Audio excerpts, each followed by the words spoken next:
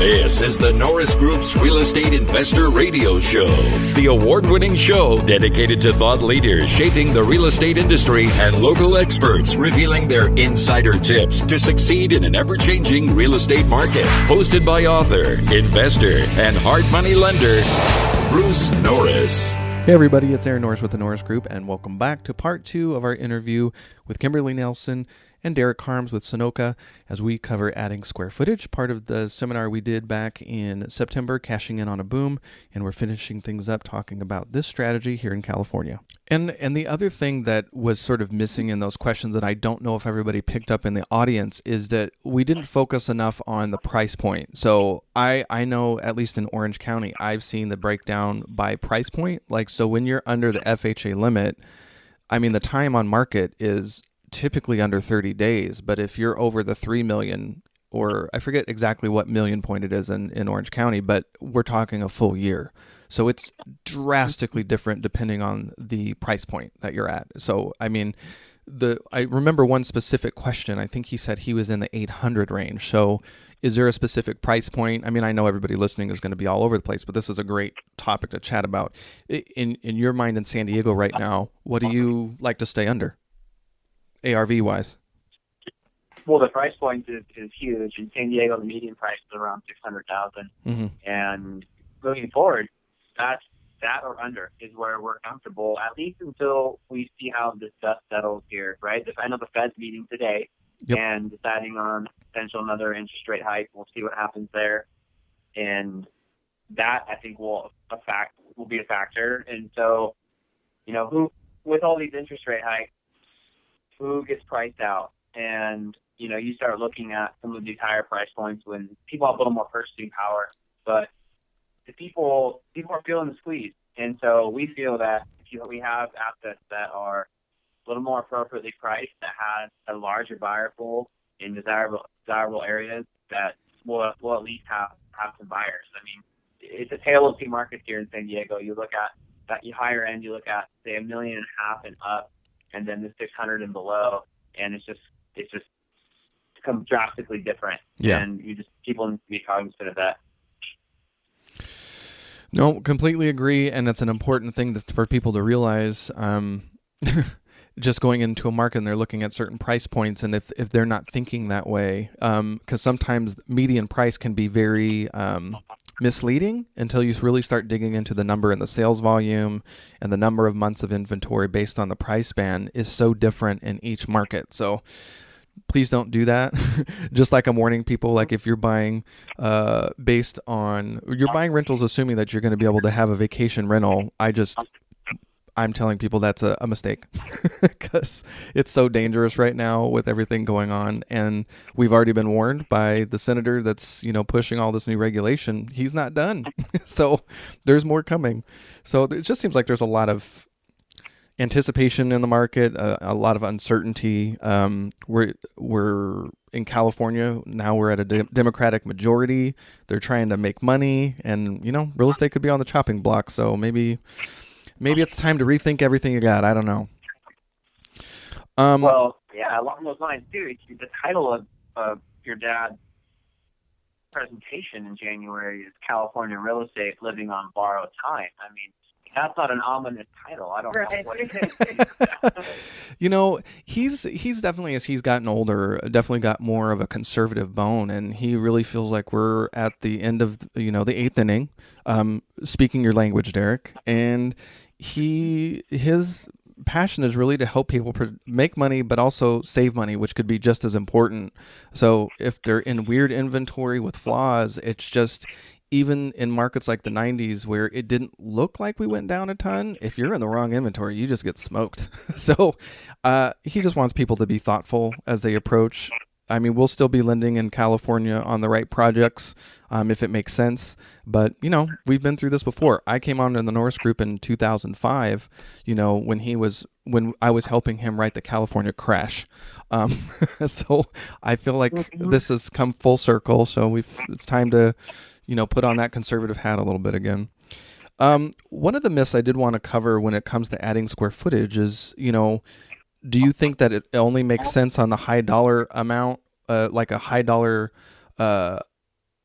ARV, or can you do it on a smaller side and have it make sense as well? I think you can do it on the larger or the smaller side. I mean, it depends on, again, what you're picking up the property for, right? If there was an example that I think Derek touched on in his presentation. Yeah, so if you're in a neighborhood of 3-bedroom houses and you're able to find the 2-bedroom in that neighborhood, and you can add a third and force some equity there, I think that's a great model. Mm-hmm. And those little 1-bedroom additions, you can usually push through the city a lot quicker. You don't have a lot of the hiccups that you'll have with some of these larger renovations. You start getting massive engineering involved and utilities and all that. It can get hairy. So I think there's a great business model to be had in the smaller additions as well. We just had an agent actually yesterday bring us a 2-bedroom, 1-bath in an area that's predominantly 3-2s, some 4-2s, with the potential of adding another at least bathroom. And that is something that we would definitely take a look at. Even still in today's market.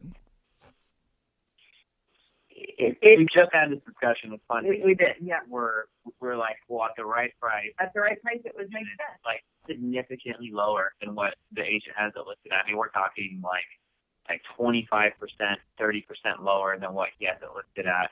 For us to even consider spinning our wheels on it. And that situation, the agent listed the price based off of what the seller is pushing for, right? And what the seller thinks that he can get. And so this agent is going to let it run its course. And, he said, well, I'll circle back to you when he comes out of the ether. Absolutely. I mean, the seller is the one who makes the price, not the agent. And we know this agent and this guy. I know he's realistic. Absolutely, yeah. But, at the end of the day, it just comes down to the numbers, and the numbers are telling us it's a lot lower than what they're listing. But you just got to be careful too, because if you get caught by holding on to something like this because of where the market's at, it goes back to your underwriting. You should factor in enough margin of safety. Yep. But to answer your question, if all the stars aligned, if we were able to pick this property up at the right price, yes, we would add a bathroom right now. And it's a hot little pocket. This property it's in a very desirable area. I think the exit price would still be within a safe margin, a safe range. Not pushing. I feel comfortable with it. I would do it. But all those variables would have to line up. It's not there right now. So okay. It goes back to exit strategies as well. This property is a stone's throw from downtown. So worst case scenario, right? The market takes a turn for the worse. What do? You rent it out, Airbnb it. You could probably maybe not even lose money. You probably cash flow by doing something like that. So those are the things we're looking at as well. If that property was 15 miles inland without any other options for us, I don't even think we would consider it. Yeah, considered it. Yeah.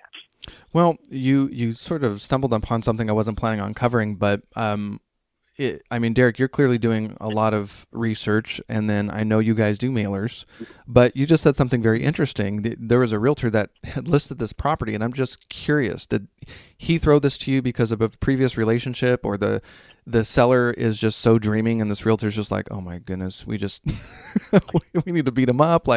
What's the story on that? We do have a relationship with this agent. He actually brought us a buyer on a flip that we did a few months back.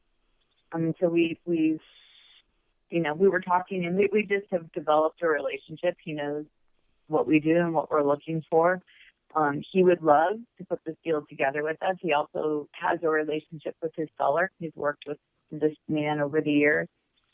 And so his hands are sort of tied right now. I mean, he, as Derek said, the seller set the price. So I think the agent is realistic and savvy enough to know that it's not going to go for what it's listed, and that we'll probably have a conversation somewhere down the road.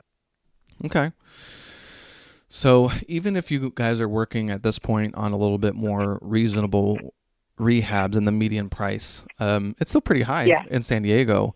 Has your level of design, do I hear a bit of sadness in your voice because the design element isn't so much a factor, or do you still find ways to make things special? No, we definitely go out of the box with every one of our properties. So there are creative ways to accomplish aesthetically pleasing properties without spending a fortune. It takes a little bit more legwork, but it definitely can be accomplished. And I think Derek and I have always had the mindset that we don't want our properties to just be, another flipped house. We do think of the end user and distinguishing ourselves. So it is absolutely possible. I mean, Oregon was a perfect example. We just had a little condo in Norris Park.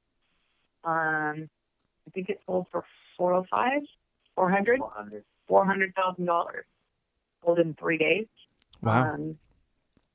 And it took about a week and a half, maybe 2 weeks of internet shopping and sourcing all of the, fixtures and finishes and tile and looks that fit the budget, but still had a designer feel to it. And it was accomplished. It was a home run.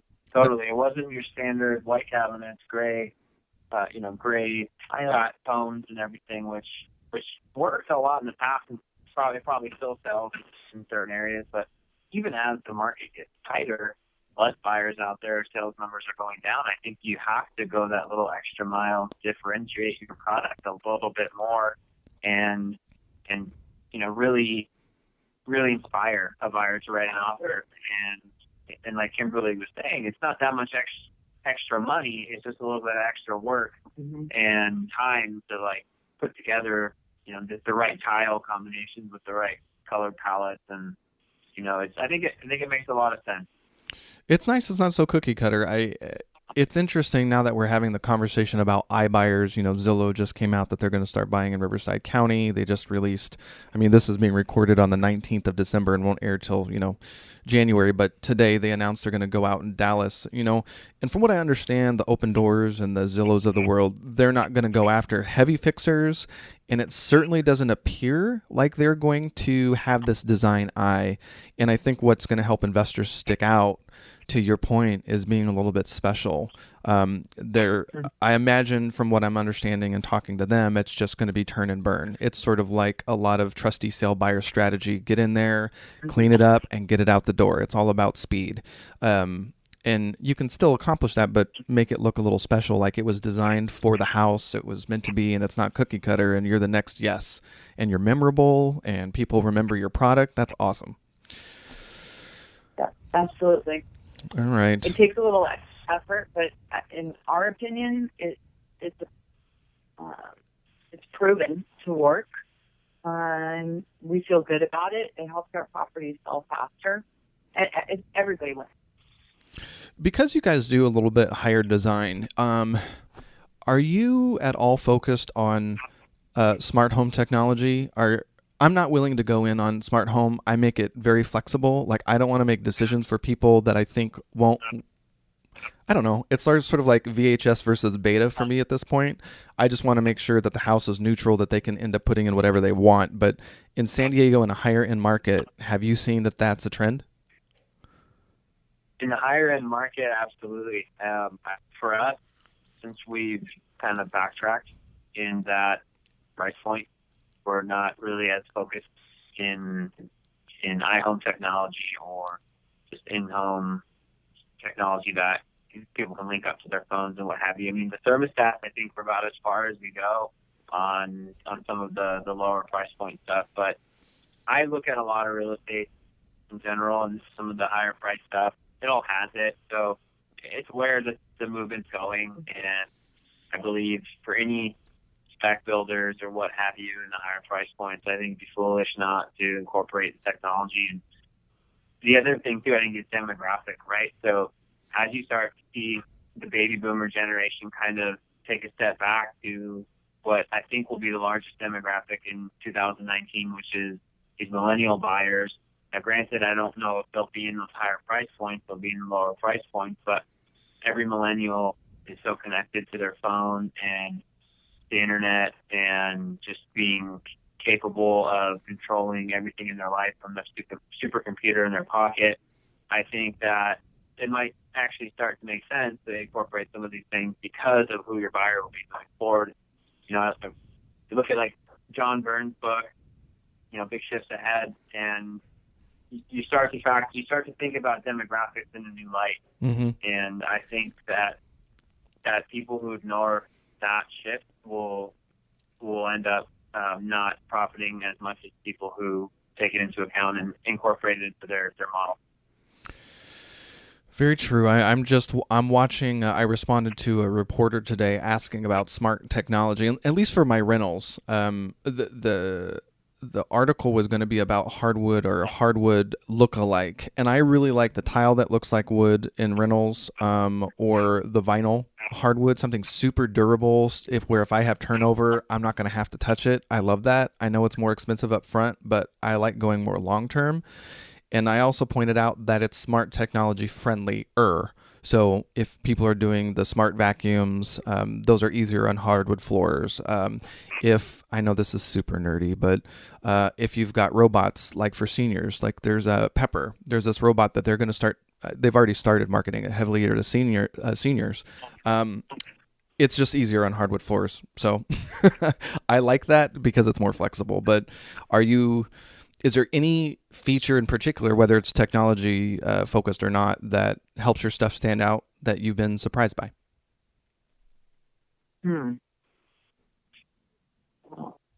Good question, Aaron. It is a good question that we've been surprised by.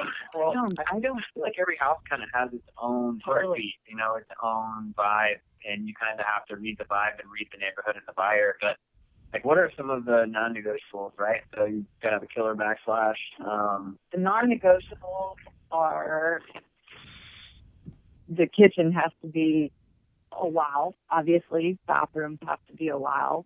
And Derek's right. You know, we read the neighborhood and we read the house, and then we customize or we tailor to the audience, right? So we're doing a property in Rancho Bernardo in a fairly affluent neighborhood.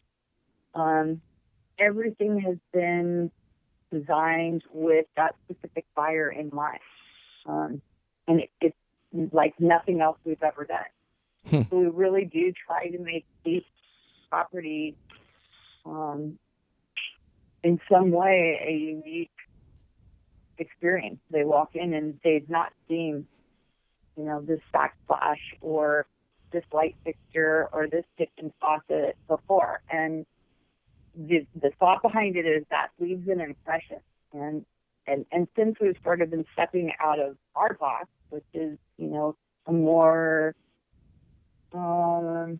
neutral palette, really easy, non-offensive to anybody's taste, and made more bolder choices with lighting fixtures or with tile. Our properties are moving faster, and to us that says that spending the extra time to source these unique fixtures, finishes, pays off. But it's hard to really pin it on one specific non-negotiable.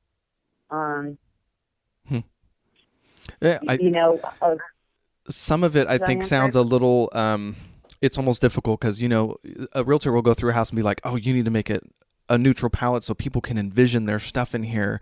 And in some ways, you're designing it specifically to highlight the house. So you're not steering away from color. You're actually going all in and sort of making a design choice. Do you think about making it neutral enough to where it's flexible, or are you just going all in depending on the design of the house? Well, I will say that it's neutral enough that it's not going to be offensive to anybody. Wall colors, our engineered flooring, or even our laminate flooring, our wood floors, they're neutral enough that they would speak to the majority. Okay. the fixtures, say the lighting fixtures or the tile backsplash, those they're sometimes I would say a bit bolder, but they complement or they work so well with the style of the house that it works. Okay. Well, we are winding it down. I knew that this was probably going to end up being 2 shows. For either of you, any predictions in 2019 that you think you're going to see, or maybe things that you're going to change? Man, my crystal ball is about as muddy as yours. And frankly, that's why I'm going to your event in January. Here. So we're going today.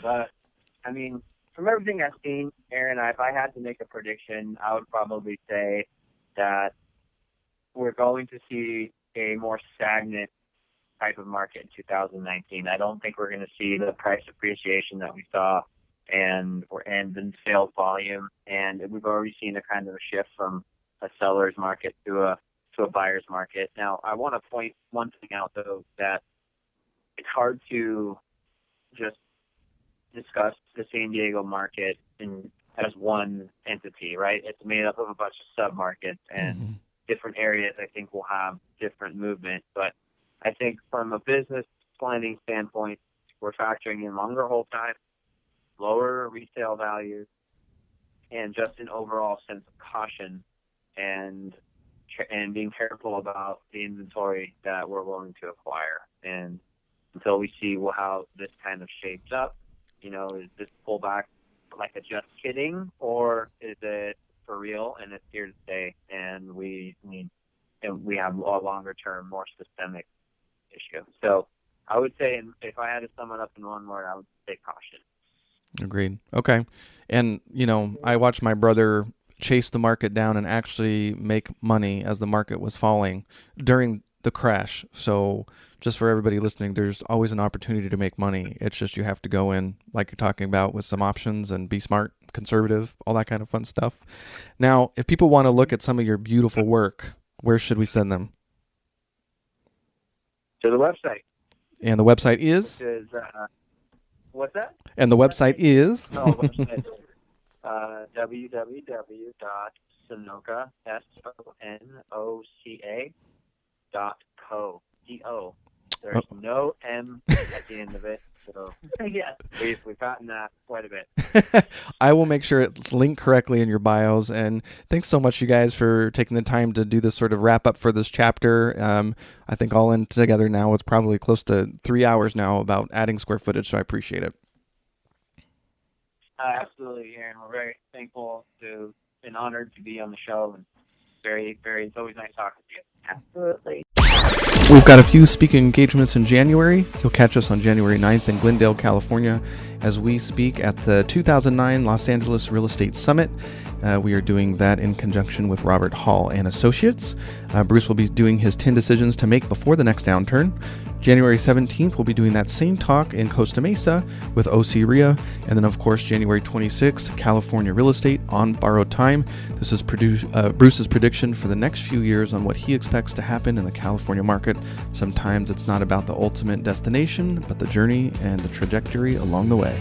Find out more about that at thenorrisgroup.com/TikTok, or you can check out our entire calendar on thenorrisgroup.com, and it's all under training. For more information on hard money loans and upcoming events with the Norris Group, check out thenorrisgroup.com. For information on passive investing with trust deeds, visit tngtrustdeeds.com.